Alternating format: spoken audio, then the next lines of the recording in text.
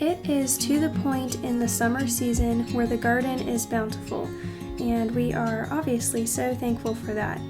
With a fruitful garden, of course, comes so many delicious veggies, and so I want to take you along with me as I'm making some seasonal meals this week.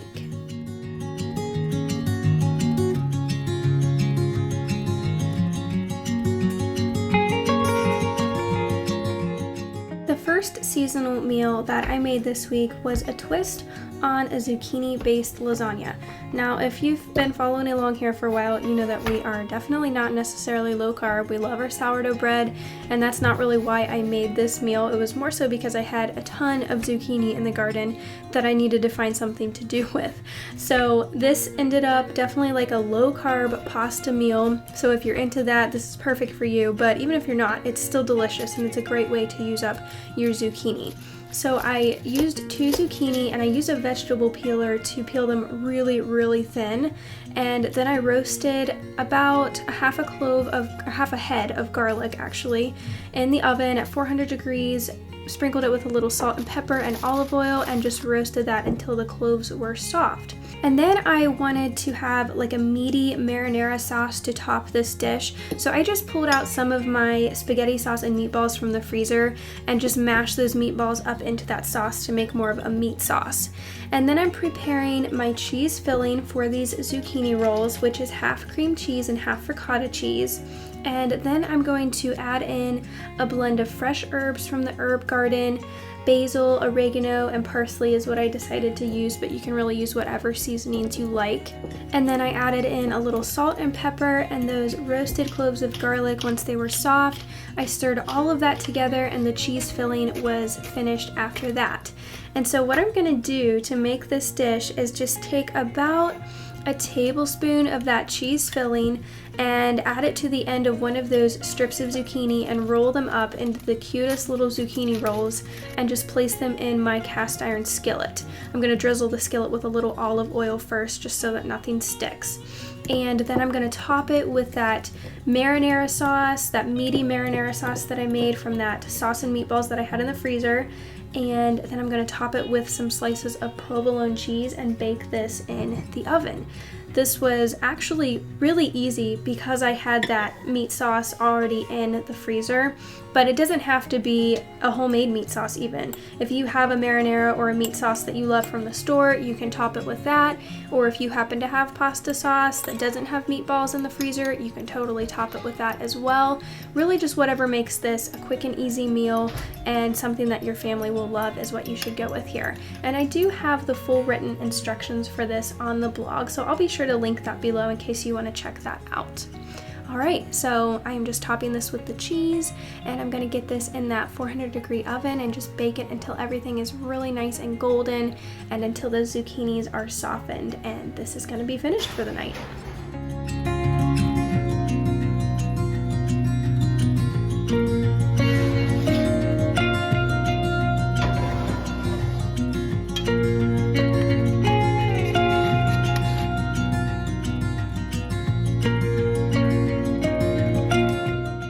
So moving on to the next seasonal meal from the garden, this is a couple days later, and I decided to put some of our bell peppers to use in a recipe that I grew up on, and that is stuffed peppers.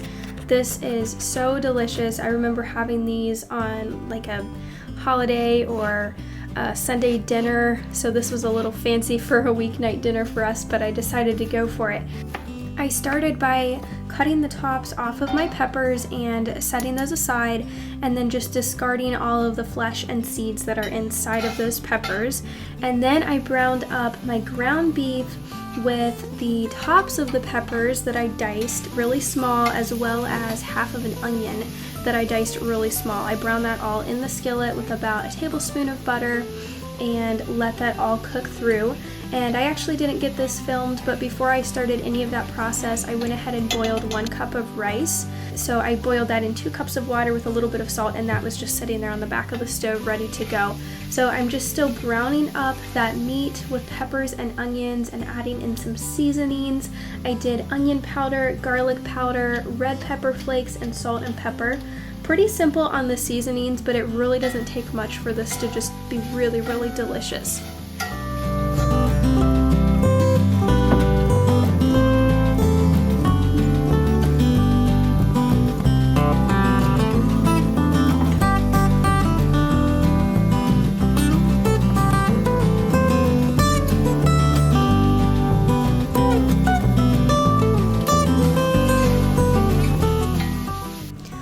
really important step in making this recipe come together is to parboil the green peppers. And basically what that term means is to just partially cook a food item by boiling. And so that's what we're going to do here. We're not cooking these all the way until they're really softened, but I cooked them in boiling water for about 5 minutes to soften them up a little bit so that they don't need to fully finish cooking once they get into the oven, because we're not going to bake these for very long.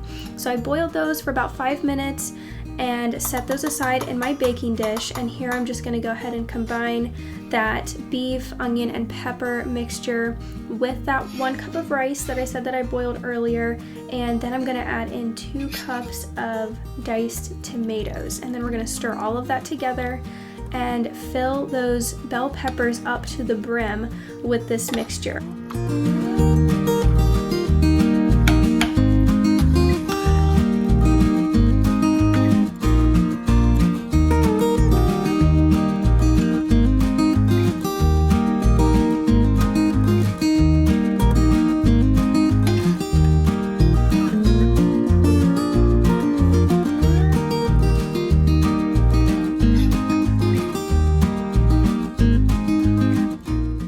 Once I had those peppers all filled up, I just baked them in a 375-degree oven for about 30 minutes, just so everything was nicely heated through and those peppers had a little more time to cook.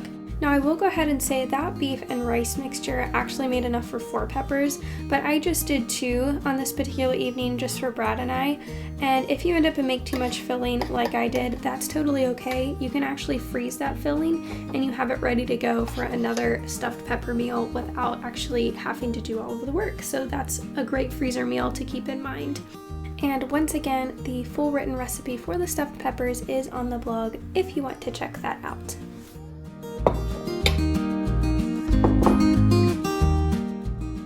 And finally, the third seasonal meal from the garden was actually kind of an on-the-fly creation, but Brad and I ended up loving it so much that I decided to go ahead and include it in the video.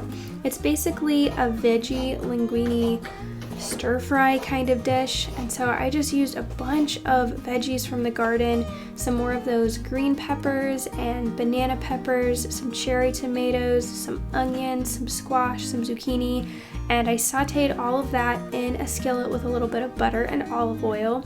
I didn't overcook it. I wanted these veggies to still have just a little bit of crunch to them and not be soggy or anything like that, so I would say I probably only cooked these in the skillet for 10 minutes total, and I did add the peppers and onions to the skillet first because I knew they would take a little bit longer to cook than the squash and zucchini and tomatoes.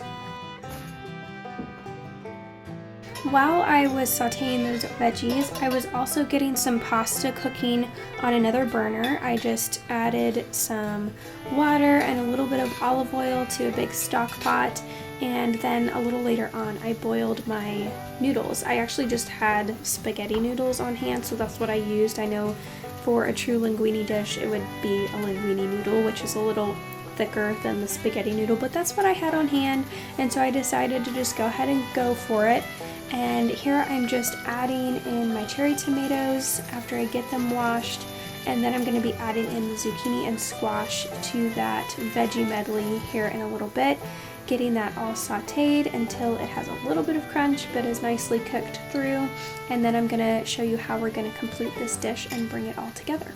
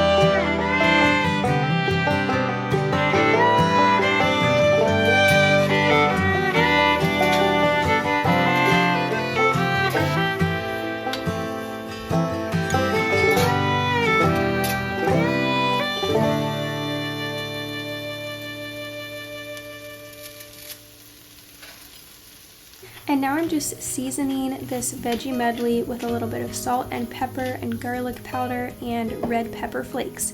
I wanted the dish to be a little bit on the spicy side, so I was a little generous with the red pepper flakes, but you do whatever your preference is there. And if you want to add in other seasonings, I'm sure it would still be delicious with that as well. I'm stirring all of those seasonings together, and once those noodles are boiled, I'm going to add them into this veggie medley and generously drizzle this with olive oil. I feel like the olive oil is kind of the star ingredient in this dish. And so once that is all combined, I'm gonna plate that up, and I served it with some mahi mahi. You could actually just have this as a vegetarian meal if you wanted to, if you didn't want to add meat to it. I think it would be really delicious like that too. But I had some mahi mahi in the freezer, so I wanted to just go ahead and add that with this as well.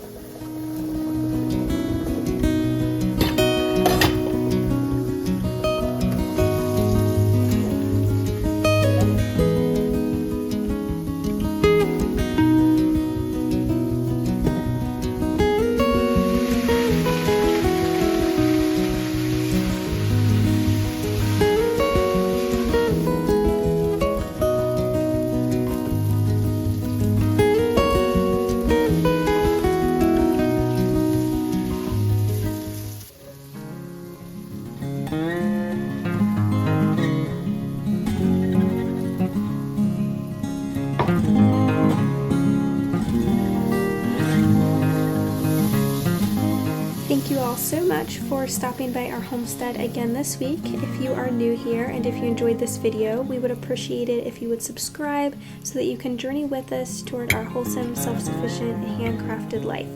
Bye friends, I'll see you all next week.